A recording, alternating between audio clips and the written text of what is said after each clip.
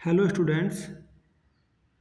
आज का जो ये वीडियो लेक्चर है ये ख़ास तौर से एलएलएम स्टूडेंट्स के लिए बहुत ही महत्वपूर्ण होने जा रहा है।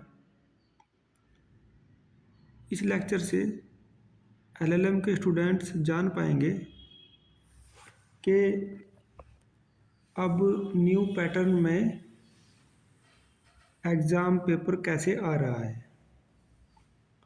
ये LLM first, second, third, fourth चारों सेमेस्टर के स्टूडेंट्स के लिए समान रूप से लाभकारी रहेगा। देखिए स्टूडेंट्स, जब हम प्रीवियस ईयर क्वेश्चन पेपर को तैयार करते हैं अपने एग्ज़ाम के लिए, और ये बहुत ही महत्वपूर्ण बन जाता है कि हमको शुरुआत में ये जान लेना चाहिए कि प्रीवियस ईयर क्वेश्चन पेपर कैसे आ रहे हैं। उसके अकॉर्डिंग ही हम एग्ज़ाम ओरिएंटेड मैनर में अपनी तैयारी करनी चाहिए। देखिए विद्यार्थियों, ये जो पेपर है जो आपके सामने अभी स्क्रीन पर है, ये एलएलएम थर्ड सेमेस्टर का एग्ज़ाम पेपर है। ये बैंकिंग लॉ से रिलेटेड।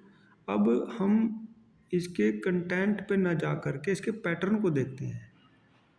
इसका डिज़ाइन हुआ है, देखिए सेक्शन ए, इसमें क्वेश्चन आ रहे हैं। Answer all 5 questions, each questions carries 3 marks, very short answer is required, not exceeding 75 words. Okay, तो इसमें देखिए ये 5 क्वेश्चन आएंगे और सारे कंपलसरी हैं।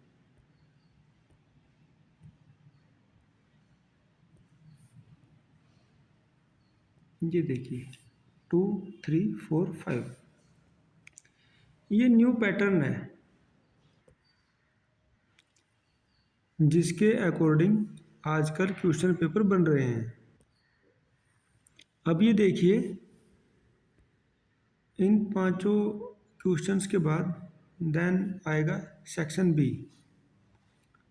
उसमें शॉर्ट आंसर टाइप क्वेश्चंस हैं।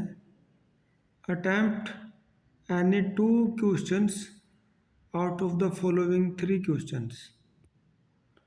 निम्नलिखित 3 प्रश्नों में से किन्हीं 2 प्रश्नों के उत्तर दीजिए। प्रत्येक प्रश्न 7.5 अंकों का है। अधिकतम 200 शब्दों में लघु उत्तर अपेक्षित है।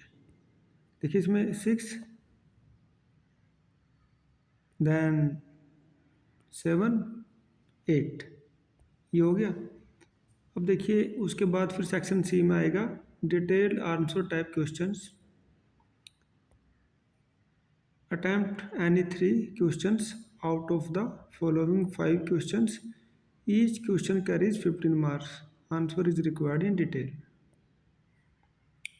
ओके, ये 9, 10, देन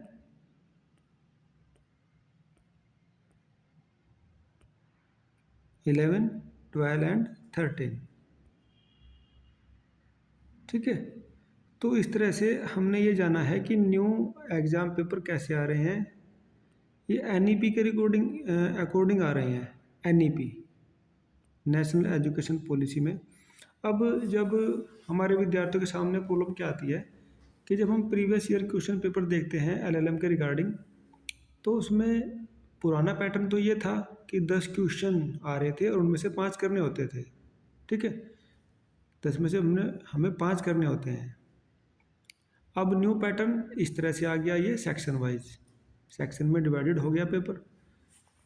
तो उसमें अब जब प्रीवियस ईयर क्वेश्चन पेपर का कंटेंट इकट्ठा करते हैं नेट से, तो उसमें वो मासा कुंबरी यूनिवर्सिटी वाले में भी और सीसीएस यूनिवर्सिटी से भी वो 10 क्वेश्चन आ रहे हैं। तो इसलिए आपको बिल्कुल भी परेशान होने की आवश्यकता नहीं है।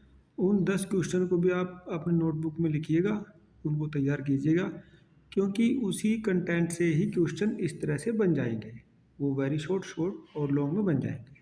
ठीक है, तो इससे जो आगे आने वाली वीडियोज़ हैं वो चाहे मैं 10 क्वेश्चंस वाली सोल्व कराऊँ या फिर वो इस तरह से न्यू नैप के पैटर्न वाली सोल्व कराऊँ, आपको ये हमेशा आपने माइंड में रखना है कि जो हमारा एग्ज़ाम पेपर होने जा रहा है वो न्यू डिज़ाइन से आएगा और न्यू पैटर्न पे आएगा, और वो एनईपी के जो अभी लागू हुआ है उसके अकॉर्डिंग सेक्शन ए, बी और सी में डिवाइडेड हो करके आएगा।